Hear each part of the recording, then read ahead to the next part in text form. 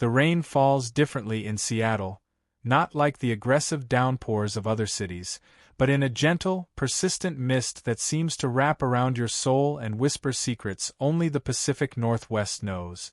It was on one of those quintessentially Seattle afternoons, with the Space Needle barely visible through the low-hanging clouds, that everything changed for me. The kind of day where Pike Place Market smells like fresh coffee and possibilities, where the sound of ferry horns echoes across Elliott Bay, and where love finally decides to open its eyes. My name is Emma, and this is the story of how I learned that sometimes the people closest to us are the ones who see us least clearly, until the moment they finally, truly see us for who we are. It's a story that unfolds against the backdrop of Seattle's misty mornings and golden sunsets over Puget Sound, where the familiar can become extraordinary in the space of a single heartbeat.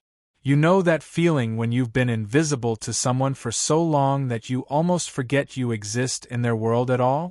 When you're standing right there, close enough to touch, but you might as well be a ghost haunting the edges of their life. That's how I felt about David Chin. Until the day his hyperfocus finally shifted from his computer screen to me. The coffee shop on Capitol Hill where this story begins is called Victrola, and it sits on the corner of 15th and East Pine like a beacon for Seattle's creative souls. The walls are exposed brick, painted in warm earth tones that seem to absorb the conversations of writers, artists, and dreamers who make this place their second home. The scent of freshly roasted coffee beans mingles with the sound of rain pattering against tall windows, creating that perfect Seattle atmosphere where inspiration feels as tangible as the mist outside. I had been coming to this coffee shop every Tuesday and Thursday for 3 months, not because I particularly needed the caffeine, though living in a city where the sun makes only occasional appearances certainly doesn't hurt, but because David came here. David, with his perfectly tousled black hair that he'd run his fingers through when he was deep in thought, his dark-rimmed glasses that he'd push up his nose when he was concentrating, and his ability to focus so intensely on his laptop screen that the entire world around him simply ceased to exist. Seattle has this way of creating intimate spaces within public places. Maybe it's the weather that drives us all indoors, seeking warmth and connection, or maybe it's something deeper in the city's DNA. This understanding that we're all just trying to find our tribe in a place where the mountains meet the sea and innovation flows as freely as the Columbia River. At Victrola, I had found my corner table, the one with the perfect view of both the street outside and David's usual spot by the window. I worked in tech too, for a startup in South Lake Union, just a few blocks from where Amazon's towering spheres reach toward the sky like giant glass terrariums. But unlike David, whose reputation as a software architect preceded him through Seattle's tight-knit tech community, I was still climbing the ladder, still proving myself in a field that sometimes felt as unpredictable as the weather patterns that roll in from the Olympic Mountains. David's hyperfocus was legendary.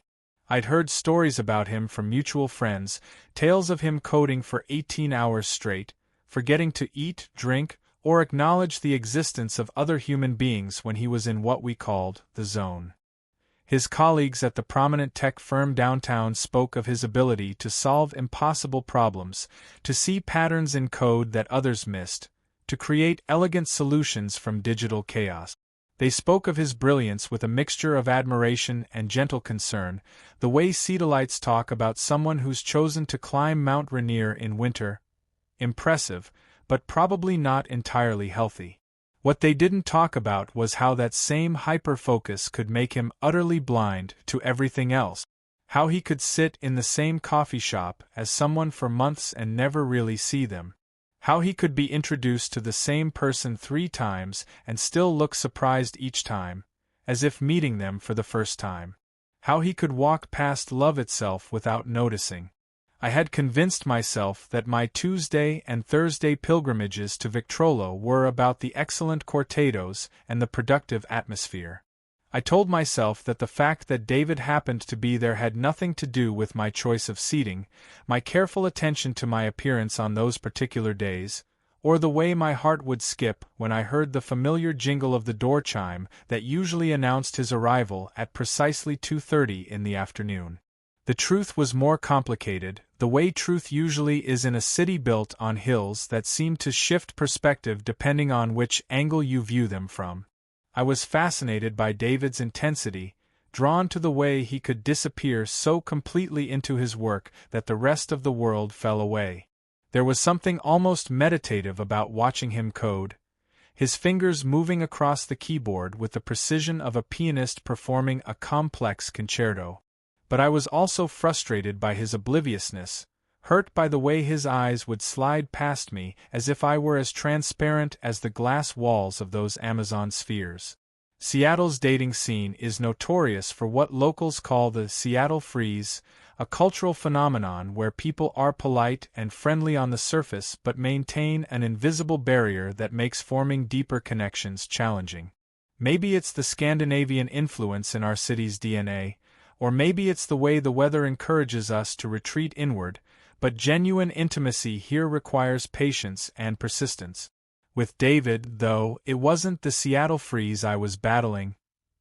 It was something more fundamental, more neurological. His brain simply didn't have room for romantic possibilities when it was occupied with solving complex algorithmic problems. On rainy days, which in Seattle means most days from October through May, the coffee shop would fill with the gentle percussion of raindrops against glass, punctuated by the hiss of the espresso machine and the quiet conversations of people seeking shelter from the eternal mist. I learned to time my arrivals perfectly. Early enough to secure my preferred table, late enough to avoid the awkwardness of sitting in silence for too long before David appeared. I developed rituals around these encounters. I would order my usual courtesy, made with beans roasted right here in the Emerald City, and settle in with my laptop, pulling up whatever project I was working on. But my real attention was always divided, part of me genuinely focused on code or design work, part of me hyper-aware of every sound at the entrance, every movement in my peripheral vision, every subtle shift in the atmosphere that might indicate David's arrival. When he did arrive, it was always with the same routine. He'd push through the door, sometimes shaking raindrops from his jacket, sometimes with droplets of mist caught in his dark hair like tiny diamonds.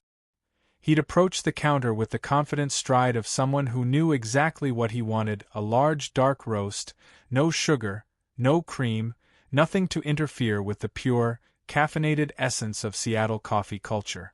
Then he'd make his way to his table, pull out his laptop, and disappear. The disappearing act was the most remarkable part. One moment, David would be a physical presence in the room, a man in his early 30s with kind eyes behind those glasses, wearing the unofficial uniform of Seattle tech workers. Dark jeans, a button-down shirt, and a soft-shell jacket that could handle whatever the Pacific Northwest weather decided to throw at him. The next moment, he'd be gone, not physically, but mentally, spiritually, completely absorbed in whatever digital world he was creating or debugging. I tried various approaches to catch his attention over those 3 months. I'd time my coffee refills to coincide with his, hoping for a chance encounter at the counter. I'd drop my pen near his table, hoping he'd notice and maybe strike up a conversation when he handed it back. I even went so far as to accidentally bump into his table once, apologizing profusely while his eyes remained fixed on his screen, offering a distracted, "No problem," without ever really seeing me. The closest I came to a real interaction was on a particularly rainy Thursday in February when the power went out in our section of Capitol Hill.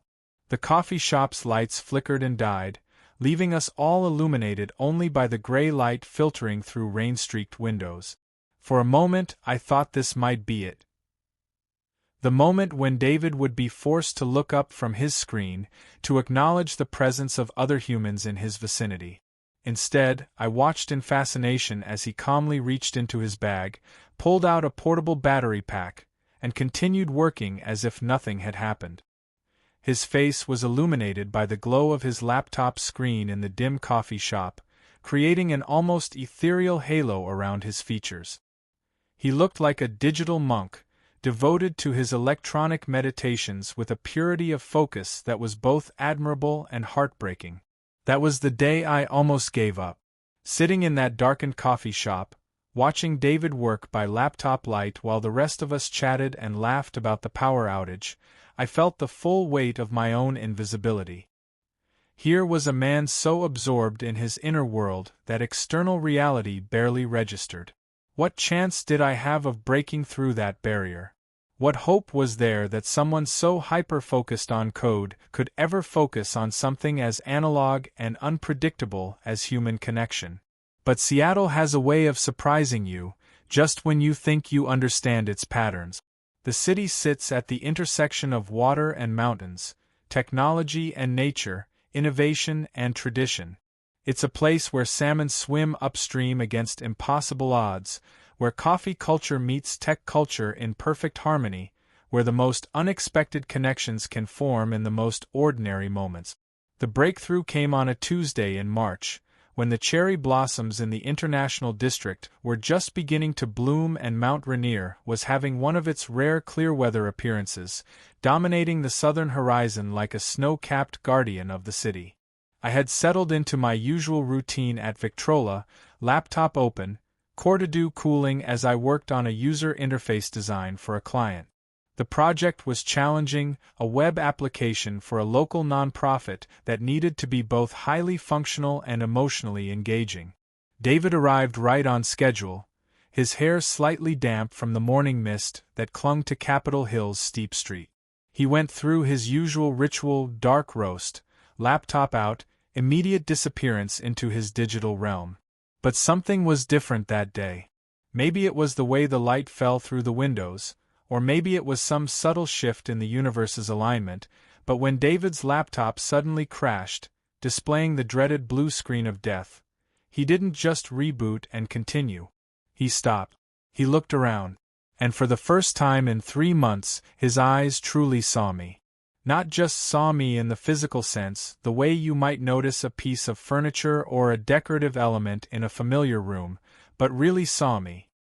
His gaze lingered on my face for a moment, then dropped to my laptop screen, where my code was clearly visible. I watched his expression change, watched his eyebrows rise slightly as he recognized what I was working on. The blue screen reflection in his glasses was replaced by genuine curiosity. That's really elegant code, he said, and his voice was different than I had imagined. Warmer, more hesitant, as if he was still finding his way back to the world of human interaction. The way you've structured that data validation, I've been trying to solve a similar problem for weeks. My heart hammered against my ribs like the rhythm of rain on a Seattle roof. After months of invisibility, of being background noise in his hyper-focused world, David was not only seeing me but appreciating my work. "Thank you," I managed, trying to keep my voice steady. "It's for a nonprofit client. They needed something that could handle complex donor data while still being user-friendly." He stood up then, and I noticed how tall he was, how his presence seemed to fill more space when he was actually present in the moment rather than absent in his digital realm. "Would you mind if could I take a closer look? I'm stuck on something similar, and I feel like your approach might be the key I've been missing." This was it. The moment I had been hoping for, waiting for, almost giving up on. David Chen, the brilliant software architect who could focus on code for 18 hours straight but couldn't remember meeting the same person 3 times, was asking to collaborate with me. Not because he recognized me from months of shared coffee shop space, but because he respected my work. I gestured to the empty chair across from me, the same chair I had watched him occupy day after day, the chair that had seemed as distant and unreachable as the summit of Mount Rainier. "Please," I said. "I'd love to show you what I'm working on." What followed was something I had never experienced with David, something I'm not sure David had experienced with anyone in a professional context. We talked. Not the stilted, surface-level conversation of networking events or the hurried exchanges of deadline-driven meetings, but real, deep technical conversation. We dissected code the way wine enthusiasts discuss vintage varietals, finding beauty in elegant solutions and joy in solving complex problems together. David's hyperfocus, which had been such a barrier to personal connection, became the foundation for intellectual intimacy. When he focused on our shared problem, when his laser-like attention turned to the conversation we were having, I felt the full force of his brilliant mind.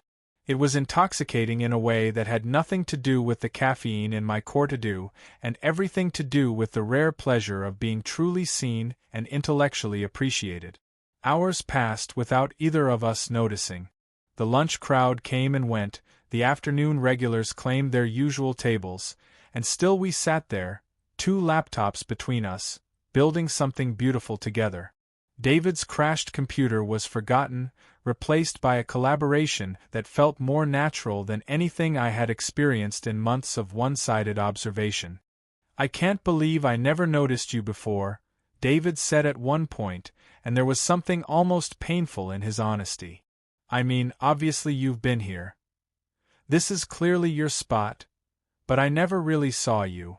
"I'm sorry about that." The apology hung in the air between us like the Seattle mist, gentle but penetrating. I wanted to tell him about the months of watching, about the careful timing of my coffee shop visits, about the elaborate fantasies I had constructed around our eventual meeting. Instead, I found myself offering him the same gift he had given me: honest directness. "I know," I said simply. "When you're working, you disappear. It's actually kind of remarkable to watch. You become so absorbed in what you're doing that everything else just fades away." He looked genuinely surprised, as if the idea that his hyperfocus was visible to others had never occurred to him. "Is it that obvious? My coworkers are always joking about it, but I never realized." "It's not a bad thing," I said quickly, because I could see something like embarrassment flickering across his features. "It's actually incredible. I've never seen anyone concentrate the way you do. It's like watching someone meditate or like watching an artist paint. There's something beautiful about that kind of complete absorption." This seemed to surprise him even more. Most people, I realized, probably complained about his hyperfocus, saw it as antisocial or inconsiderate. The idea that someone might find it admirable, even beautiful, was clearly new territory for him. "But lonely," he said after a moment, and the word fell between us like a stone dropped into still water, creating ripples that changed everything. "It's incredibly lonely sometimes. You get so lost in the work that you forget there's a whole world of people around you. You forget that connection is supposed to be part of life, not just work." The vulnerability in his admission took my breath away. Here was David Chen, the brilliant, hyper-focused software architect, acknowledging the cost of his gift. The loneliness that came with being able to disappear so completely into his work that human connection became secondary, optional, easily overlooked. "That's why you're here," I said, gesturing around the coffee shop. "At Victrola, I mean. Instead of working from home or in your office. You need people around you, even if you don't always see them." He was quiet for a long moment, considering this. Outside, the late afternoon light was beginning to change, taking on that golden quality that makes Seattle's brief, sunny moments feel precious and rare. The Space Needle was clearly visible through the windows now, its distinctive silhouette a reminder of how this city reached always toward the sky, toward connection, toward something larger than itself.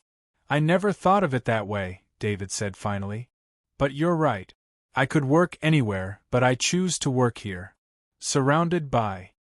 He paused, his eyes finding mine across the table.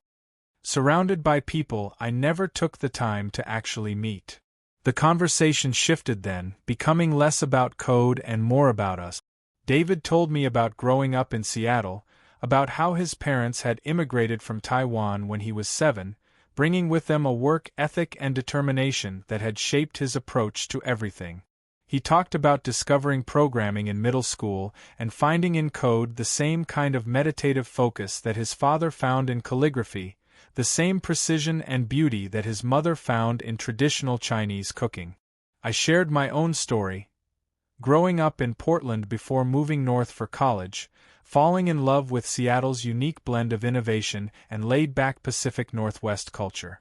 I talked about the challenges of being a woman in tech, about the way I had learned to prove myself through the quality of my work rather than the volume of my voice.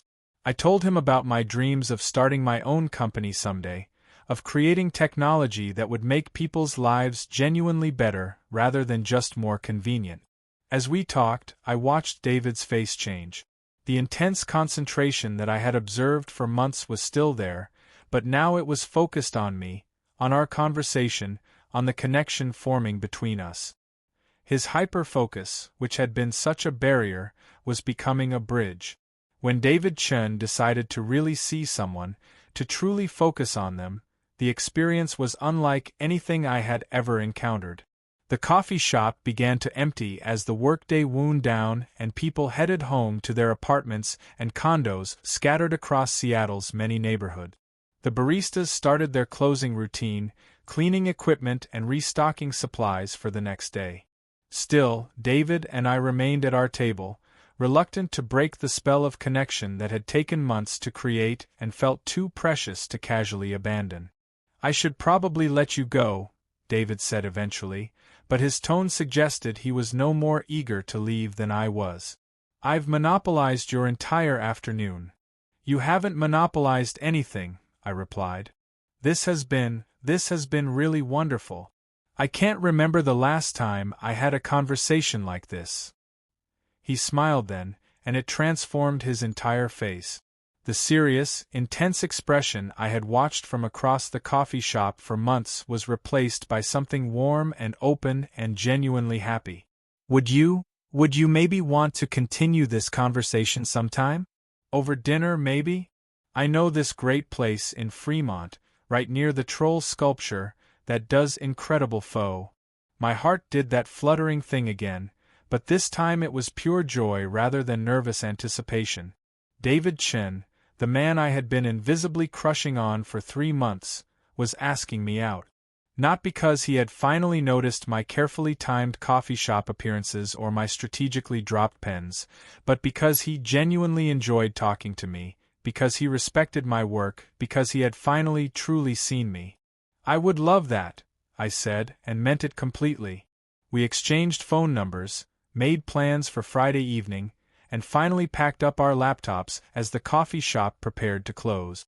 As we walked toward the door together, David paused and looked back at our table. "It's funny," he said. "I've been sitting in this coffee shop for over a year, and I thought I knew every inch of it. But I never really saw that corner where you sit. I never saw the way the light falls there in the afternoon, or how you can see both the street and the mountains from that angle. I never saw any of it. And now?" I asked. "Now I can't imagine not seeing it," he said simply. "Now I can't imagine not seeing you." We walked out into the Seattle evening together, the mist soft against our faces, the city lights beginning to twinkle in the gathering dusk. Pike Place Market was winding down for the day, ferry boats were making their final runs across Elliott Bay, and somewhere in the distance, a train whistle echoed off the hills that cradle our city. Friday night came with the kind of perfect Seattle weather that reminds you why people fall in love with the Pacific Northwest despite the rain. Clear skies, Mount Rainier visible in all its glory, the city spread out like a glittering circuit board beneath the stars. David picked me up at my Capitol Hill apartment, and we drove north to Fremont, that quirky neighborhood that embraces its weirdness with the motto, "Freedom to be peculiar." The restaurant he had chosen was a small Vietnamese place tucked between a vintage clothing store and a shop that sold nothing but different varieties of tea. It was exactly the kind of hidden gem that Seattle specializes in, unassuming from the outside, extraordinary within. The pho was as incredible as David had promised, rich and complex and warming in the way that only perfect comfort food can be. But the real magic of that evening wasn't the food or the setting or even the perfect weather. It was the continuation of that conversation we had started at Victrola, the deepening of a connection that felt both brand new and somehow inevitable. David's hyperfocus was still there, but now it included me. When he looked at me across that small table, when he listened to my stories and shared his own, I felt the full force of that laser-like attention that had made him such a brilliant programmer. It was intoxicating and slightly overwhelming, like standing too close to a bonfire or staring directly into the sun.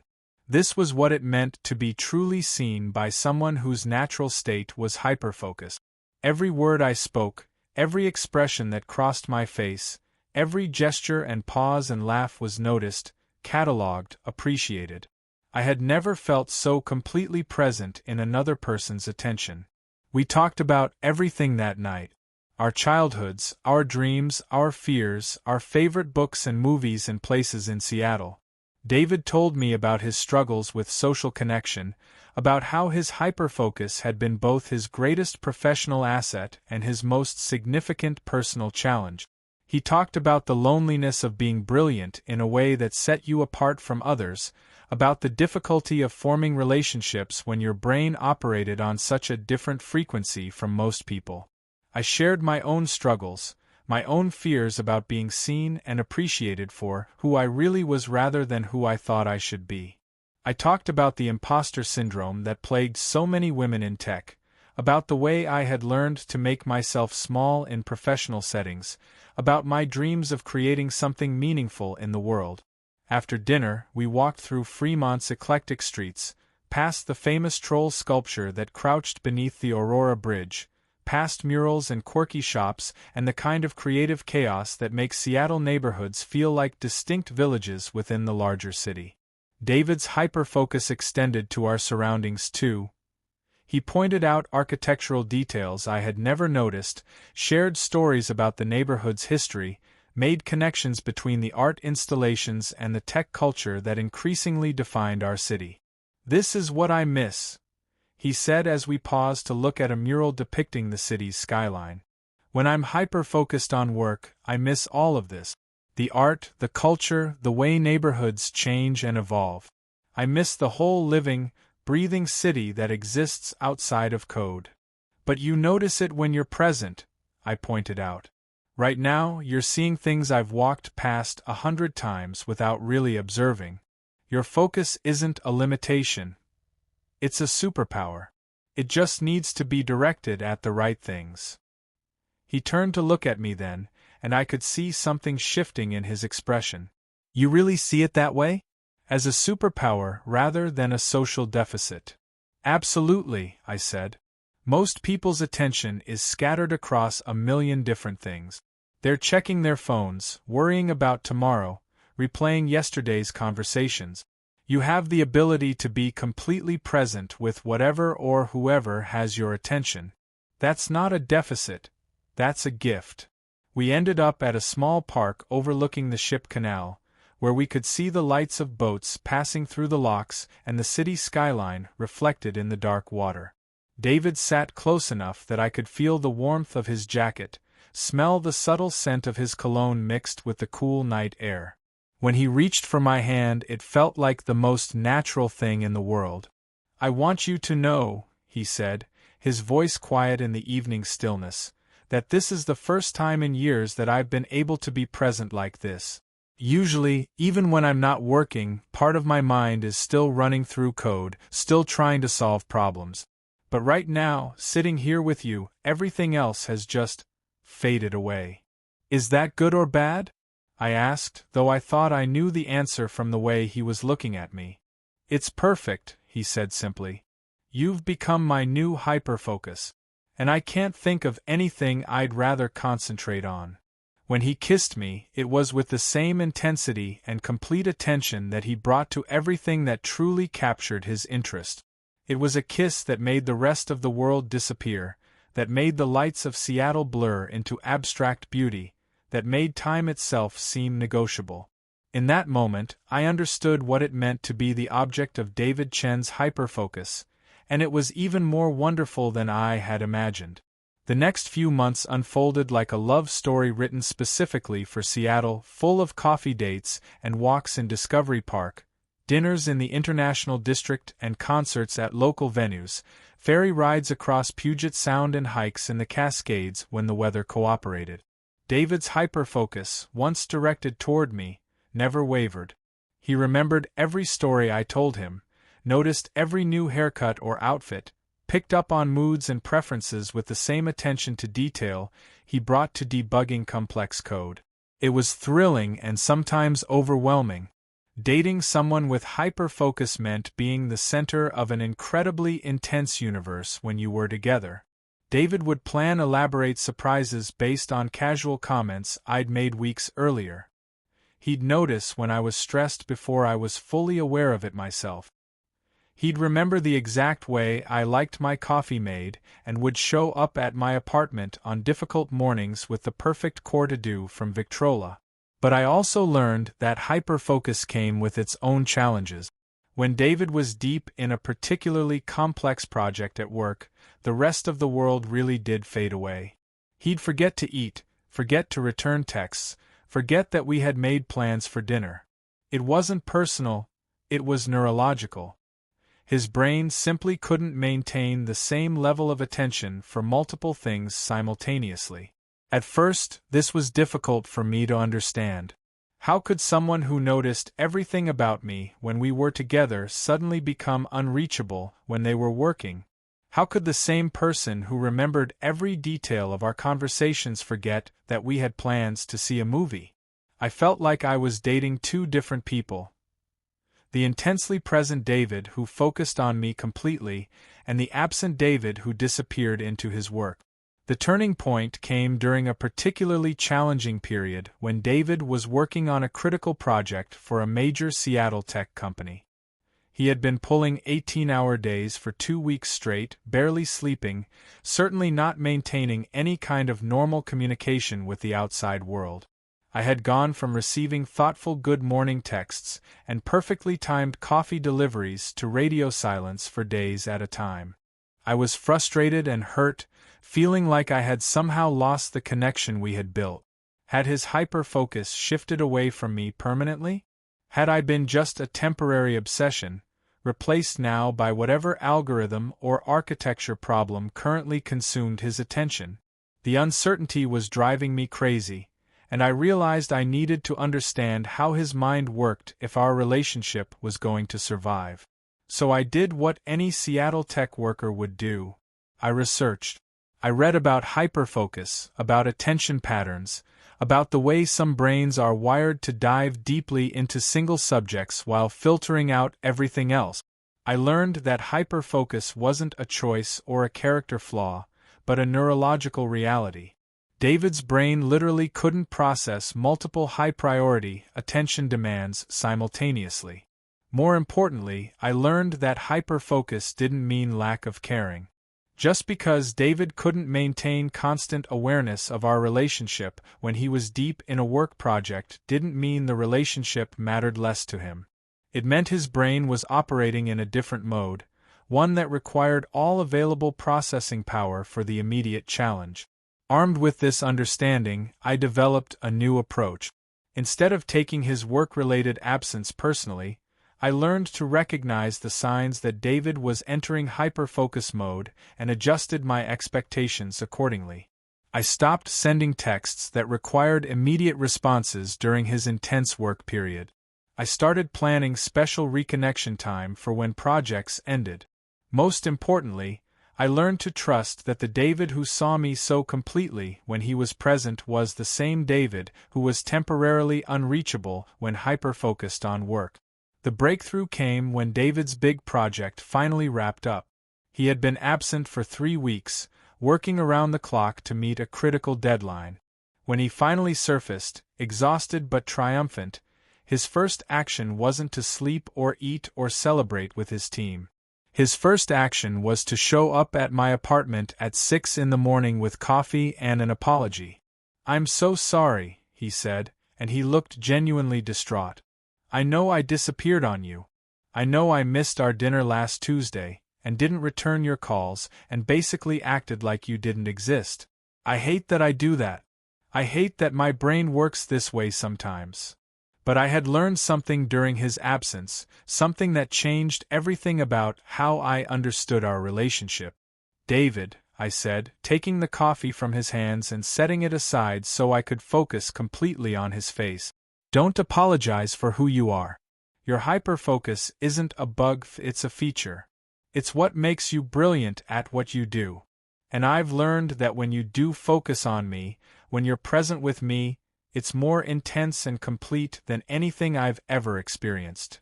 I could see the relief flood across his features. Really? You're not frustrated with me. I was frustrated, I admitted. But only because I didn't understand. Now I do.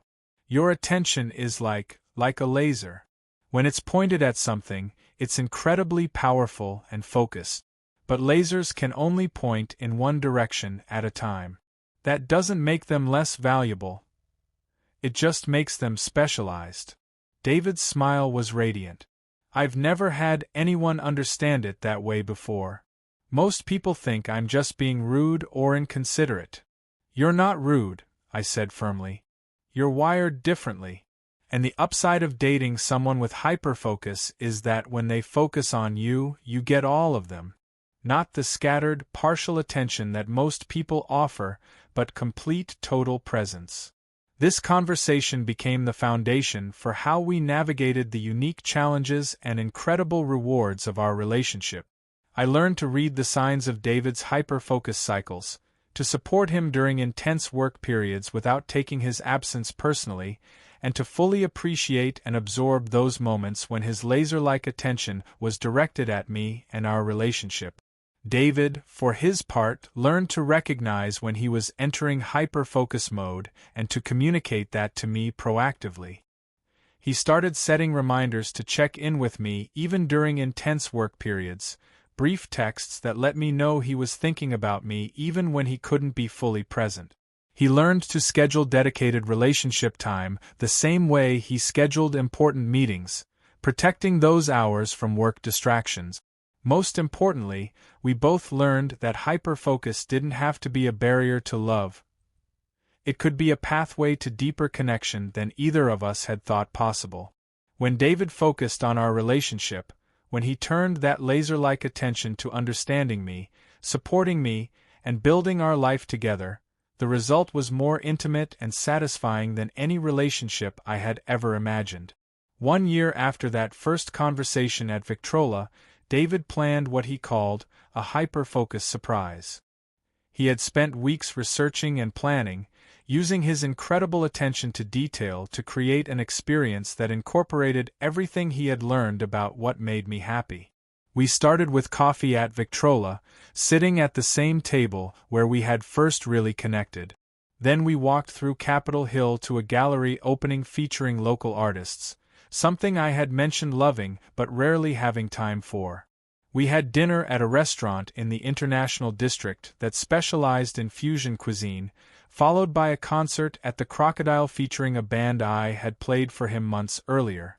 But the real surprise came at the end of the evening, when David led me to the rooftop of his apartment building in Belltown. He had somehow gained access to the usually locked space and had transformed it into a private observatory.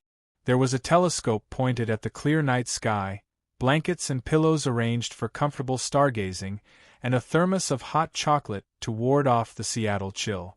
"This is incredible," I said, looking around at the thoughtful details, the way he had anticipated everything I might need or want. "How did you even think of all this?" "Hyperfocus," he said with a grin. "When I decide to concentrate on making someone happy, I really concentrate. I've been planning this for weeks, thinking about every detail, trying to create something that would show you how much you mean to me."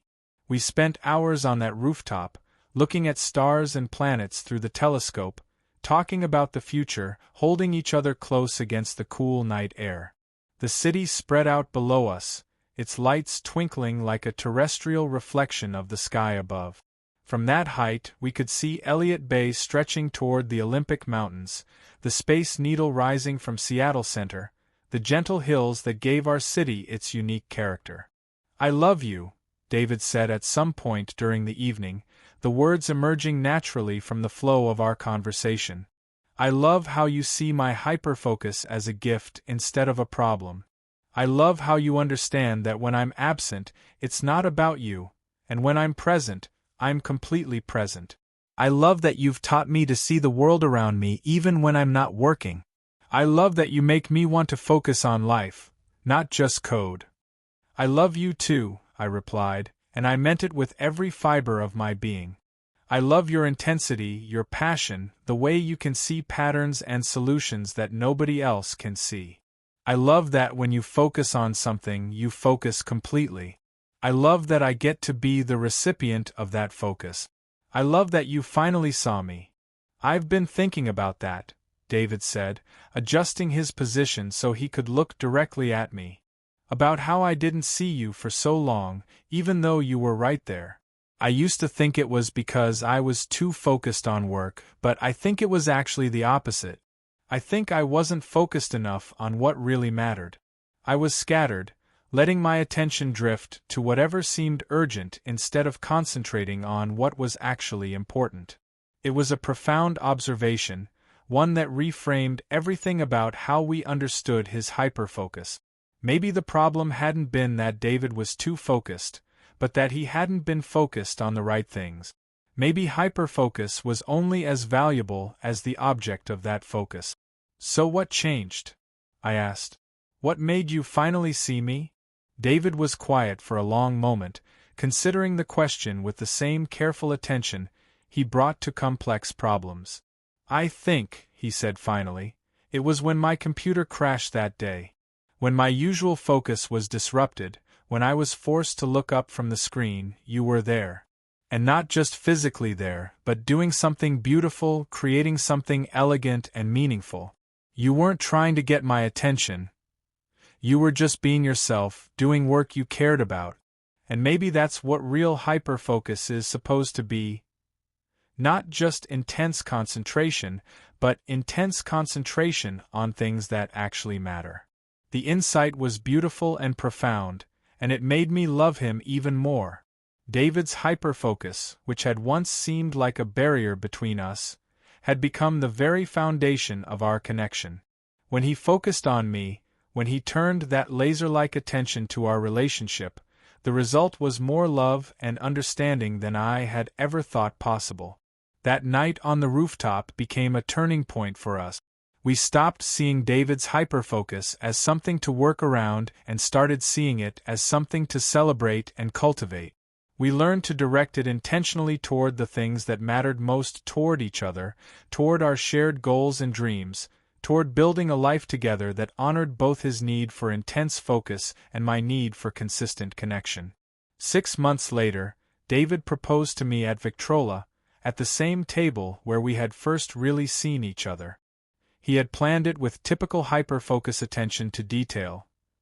The ring was hidden in a specially designed coffee cup holder, the proposal timed for the exact moment when the afternoon light would be perfect, the entire event orchestrated to surprise me while honoring the place where our love story truly began. "You taught me that love is the ultimate hyperfocus," he said as he got down on one knee in the middle of the busy coffee shop, seemingly oblivious to the crowd of strangers who had stopped to watch. "When I focus on you, when I really see you, everything else fades away and you become the center of my universe. I want that to be true for the rest of my life. I want to hyper-focus on loving you, on building a life with you, on seeing you clearly every single day." Through tears of joy, I said yes, and the entire coffee shop erupted in applause. Even the baristas stopped what they were doing to cheer, and I realized that our love story had become part of Victrola's story too, part of the rich tapestry of connection and community that made this place special. Our wedding took place the following summer in Discovery Park, with Mount Rainier providing a stunning backdrop and Puget Sound glittering in the distance. David's vows were, predictably, a masterpiece of hyper-focus. He had spent months crafting them, memorizing them, perfecting every word to capture exactly what he wanted to say about love and attention and commitment. My vows were more spontaneous, but no less heartfelt. A promise to support his unique way of being in the world while continuing to call his attention to all the beauty and connection that surrounded us. The reception was held at a restored warehouse in Georgetown, that industrial neighborhood south of downtown where Seattle's blue-collar past meets its innovative future. David had hyper-focused on every detail of the event, from the local brewery beer selection to the playlist that perfectly captured our journey from invisible strangers to hyper-focused lovers. It was a celebration that felt authentically us, thoughtful, intentional, and full of the kind of deep attention that had become the hallmark of our relationship. Now, 3 years later, we live in a craftsman house in Wallingford, within walking distance of Gasworks Park, where we often go to watch the sunset over Lake Union. David's home office has windows that look out toward the Cascade Mountains, and sometimes I'll bring him coffee and find him staring out at the peaks. His hyper-focus temporarily shifted from code to the natural beauty that surrounds our city. We've learned to navigate the rhythms of hyper-focus together, to support each other through intense work periods, and to fully appreciate the moments of complete presence. David has taught me the value of deep, sustained attention, while I've helped him expand his focus to include the full richness of life beyond work. Together, we've discovered that hyper-focus isn't a limitation to love. It's a pathway to love deeper and more complete than either of us had thought possible. Sometimes, on quiet Sunday mornings when the rain is falling gently against our windows and the whole city seems wrapped in peaceful contemplation, David will look at me with that same intense attention he once reserved for complex algorithms. "I still can't believe I didn't see you for so long," he'll say. "All those months you were right there, and I was completely blind to the most beautiful thing in the room." But I've come to understand that timing matters, that some connections can only happen when we're ready for them, when the conditions are exactly right for genuine seeing to occur. David didn't see me until his computer crashed because that was exactly when he needed to see me, exactly when he was ready to shift his hyperfocus from code to love, from problems to people, from digital solutions to human connection. Our love story is uniquely Seattle-born in a coffee shop that smells like innovation and dreams, nurtured through rainy walks and ferry rides, strengthened by the understanding that attention is a precious gift and focus is a superpower that must be carefully and intentionally directed. It's a love story about seeing and being seen, about the moment when hyper-focus finally finds its perfect target. In a city where technology and humanity intersect daily, where the pace of innovation can sometimes overwhelm the need for connection, David and I have found a way to use the very traits that might have kept us apart to build something beautiful together. His hyper-focus, once a barrier to love, has become the foundation of the most attentive, present, and deeply connected relationship either of us has ever known.